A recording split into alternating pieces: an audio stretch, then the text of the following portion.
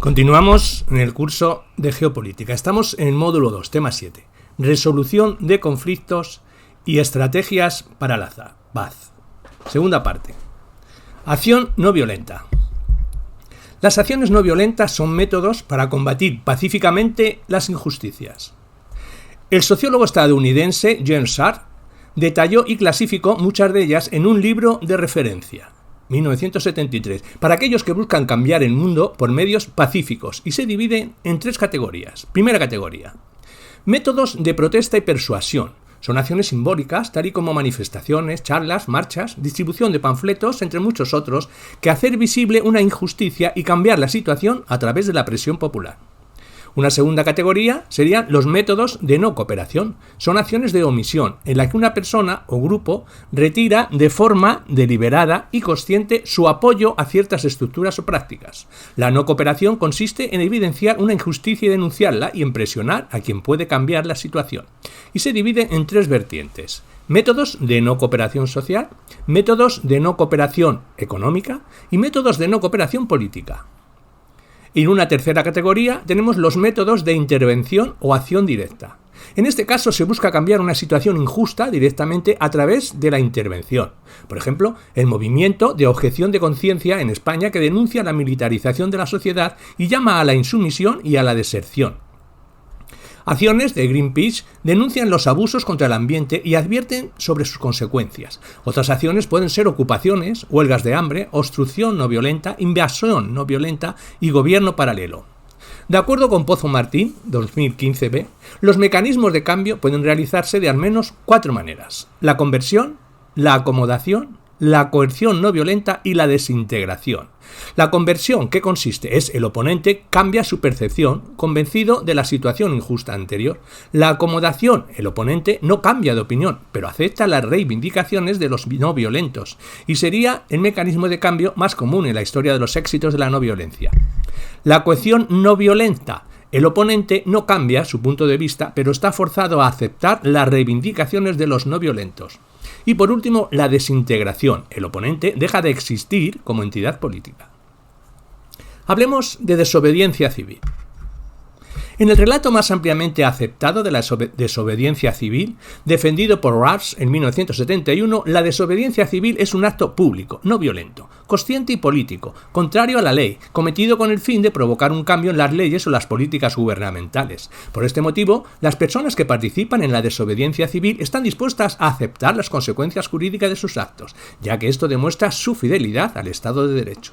La desobediencia civil, dado su lugar en el límite de la fidelidad a la ley, se dice que se sitúa entre la protesta legal, por un lado, y el rechazo consciente, la acción revolucionaria, la protesta militante y la resistencia forzada organizada, por otro lado.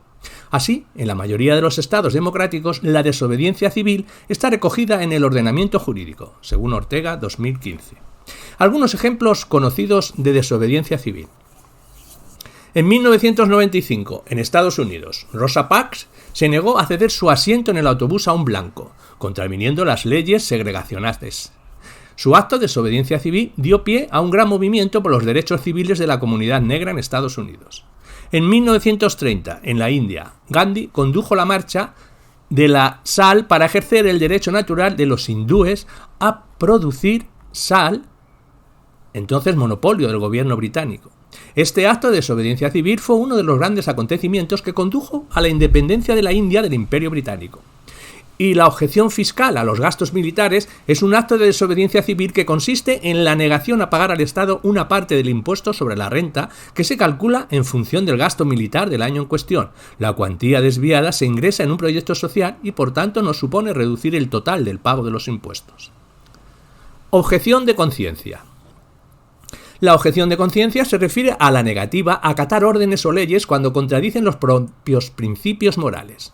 De acuerdo con Gordillo, se encuentran los primeros usos de esta expresión y remontan a siglos atrás. Por ejemplo, una ley de 1757 de la colonia británica de Pensilvania se refiere a las personas que se negaban a servir en los ejércitos por razones religiosas como objetores de conciencia. Como objetores se designaron Gandhi y sus seguidores, que violaban las leyes de registro en África del Sur. A partir del siglo XX se aprobaron leyes en países anglosajones y del norte de Europa de tradición protestante que reconocían la objeción de conciencia al servicio militar como un derecho subjetivo al que puede acogerse toda persona que cumpla una serie de requisitos legales. Después de la Segunda Guerra Mundial hubo una segunda oleada de reconocimiento legal del derecho a la objeción de conciencia. Asimismo, se plantearon nuevos casos de objeción de conciencia que no se limitaban ya a la negativa a servir en los ejércitos. Por ejemplo, la objeción fiscal a los gastos militares, la objeción a determinadas prestaciones sanitarias, interrupción del embarazo, eutanasia, vacunación, la objeción al juramento a la bandera o a no colaborar en investigaciones científicas con fines militares, entre otros. La objeción fiscal a los gastos militares. Esta, a los gastos militares, es un acto de desobediencia civil que consiste en la negación a pagar al Estado una parte del impuesto sobre la renta que se calcula en función del gasto militar del año en cuestión. La cuantía desviada se ingresa en un proyecto social y por tanto no supone reducir el total del pago de los impuestos. El inicio de la objeción fiscal del gasto militar se puede situar en los años 80, cuando algunos movimientos sociales antimilitaristas europeos crearon las primeras campañas de objeción como una herramienta contra el incremento de los gastos militares mundiales y la carrera armamentística característica de la Guerra Fría. En diciembre de 1993, en base al borrador presentado por el Quinta Conferencia Internacional de Campañas de Objeción Fiscal e Impuestos por la Paz, se aprobó una resolución en la Comisión de Libertades Civiles del Parlamento Europeo, que proclama: el derecho fundamental de la objeción de conciencia también se refiere a la contribución en los impuestos y, por tanto, se hace un llamamiento a los Estados miembros a preparar una respuesta a las objeciones de conciencia de personas que están obligadas al sostenimiento del sistema militar mediante los presupuestos nacionales. Pacifismo.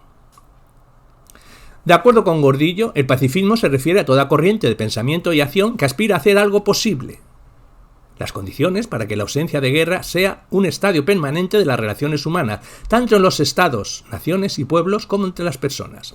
Así, el pacifismo pretende convertir en saber técnico de lo que los seres humanos han estado practicando desde miles de años: la transformación o resolución pacífica de los conflictos. Efectivamente, en la historia de la humanidad, los periodos sin guerra, esto es, de paz negativa, han sido mucho más largos y habituales que los periodos de guerra. La génesis del pacifismo se puede encontrar en la filosofía china con Confucio y Laochis, en el hinduismo con el concepto de ahimsa, la no violencia, y en el judeocristianismo con la referencia al Sermón de la Montaña, en el que se apoyaron los cristianos para negarse a tomar armas. El pacifismo moderno se conoce principalmente por las figuras de Mahatma Gandhi.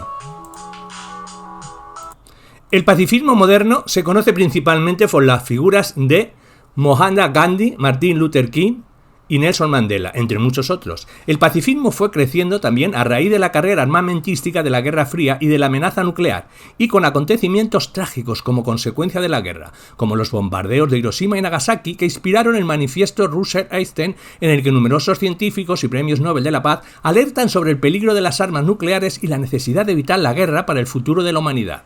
La exigencia de acabar con las guerras también aparece en el famoso preámbulo de la Carta de las Naciones Unidas, que proclama: nosotros, los pueblos de las Naciones Unidas, resueltos a preservar a las generaciones venideras del flagelo de la guerra, que 2 veces durante nuestras vidas han infligido a la humanidad sufrimientos indecibles.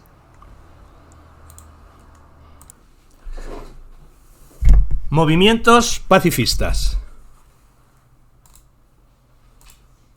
El origen del movimiento pacifista se puede situar en la génesis de los movimientos sociales que han estado orientados a conseguir un mundo más pacífico, justo y solidario. Tuvo sus primeras expresiones como movimiento social en el pacifismo proletario. Sin embargo, este aceptaba la lucha armada popular a pesar de rechazar los ejércitos formales. Tras el pacifismo obrero se desarrolló un movimiento feminista, pacifista, plasmado en entidades como WILF, o Mujeres de Negro, y el denominado pacifismo de entreguerras, entre los que destaca el internacional, el Peace Board o War Resisters International. En los años 60 se produjeron grandes movimientos sociales, plasmados en los movimientos de liberación colonial de la India y de defensa de los derechos civiles y políticos en Estados Unidos, con el protagonismo de Mahatma Gandhi y de Martin Luther King, respectivamente. Su aportación al movimiento pacifista fue la promoción de la no violencia como medio para conseguir cambios sistemáticos. La Guerra Fría y la guerra de Vietnam desencadenaron grandes campañas por el desarme nuclear, en particular la CND-IND y las movilizaciones antibélicas contra la guerra de Vietnam. Estos movimientos incluyeron críticas a los ejércitos y a la militarización, a la vez que hicieron suyos los métodos de acción no violenta. A continuación, el movimiento pacifista incluyó vertientes ecopacifistas, humanitarias y de derechos humanos, fruto del impulso de las ONG y la cooperación al desarrollo. Siguiendo a Calvo Rufanges, en la actualidad el movimiento pacifista centra sus esfuerzos en las campañas por el desarme y contra comercio de armas, como por ejemplo la eliminación de las minas antipersonal y las bombas de racimo, la prohibición de armas nucleares y la respuesta a la aparición de nuevas armas como los drones y los robots militares. También en el ámbito del desarme se llevan a cabo diversas campañas de denuncia de financiación del ciclo económico militar. Por un lado, se trabaja por la reducción de los gastos militares, tanto desde una vertiente de denuncia como desde la estrategia de la objeción fiscal al gasto militar. Por otro lado, se encuentran las campañas dirigidas a denunciar préstamos de las instituciones que financian a la industria armamentística conocida como banda armada. El movimiento pacifista realiza también numerosas campañas, actividades y protestas enfocadas a la promoción de la cultura de paz y a la educación para la paz. Para más información sobre prácticas de movimientos sociales actuales en el mundo, se puede consultar la página web de la Fundación Bético. Derechos humanos a la paz. La Declaración Universal de los Derechos Humanos, proclamada en 10 de diciembre de 1948, establece los derechos humanos fundamentales que deben protegerse en el mundo entero. El preámbulo de la declaración empieza considerando que la libertad, la justicia y la paz en el mundo tienen por base el reconocimiento de la dignidad intrínseca y de los derechos iguales e inalienables de todos los miembros de la familia humana. Naciones Unidas 2020. Desde entonces, el concepto de paz ha ido experimentando evoluciones conceptuales, desde la paz negativa, entendida como la ausencia de conflictos armados, hasta la paz positiva, que se refiere a la satisfacción de necesidades básicas, a la construcción de la cultura de paz, aquella cultura que legitima la transformación pacífica de los conflictos por medios pacíficos. El derecho humano a la paz se considera un derecho de tercera generación o derechos de la solidaridad. Se trata de derechos colectivos, surgidos en la década de los 60, que contemplan cuestiones de carácter supranacional. Sin embargo, el derecho a la paz se recoge por lo general en resoluciones de carácter declarativo, sin poder jurídico. Esto implica que no tiene protección jurídica, responsabilidad o mecanismos para garantizarlo, que sí tendría si fuera recogido en un tratado internacional. Seguridad humana.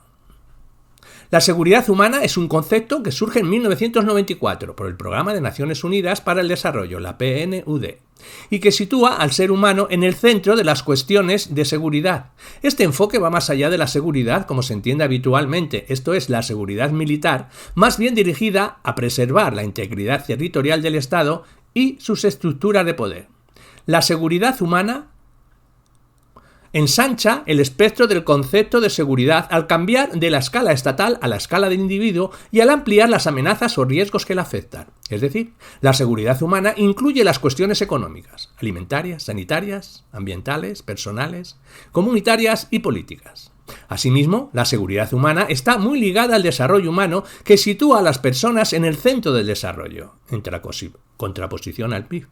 Fue precisamente en el informe del año 1994 del Programa de las Naciones Unidas para el Desarrollo que apareció por primera vez el concepto. De acuerdo con Horta, cabe destacar que no hay un consenso claro sobre el significado preciso de la seguridad humana. Algunos, por ejemplo, el gobierno canadiense, consideran que las amenazas a la seguridad humana se limitan a la violencia física y otros amplían el concepto a otros fenómenos como la inseguridad económica o medioambiental, por ejemplo, el PNUD, y el gobierno japonés, entre otros. Estas diferencias tienen consecuencias en la agenda de estos actores y en las acciones que llevan a cabo para garantizar la seguridad humana.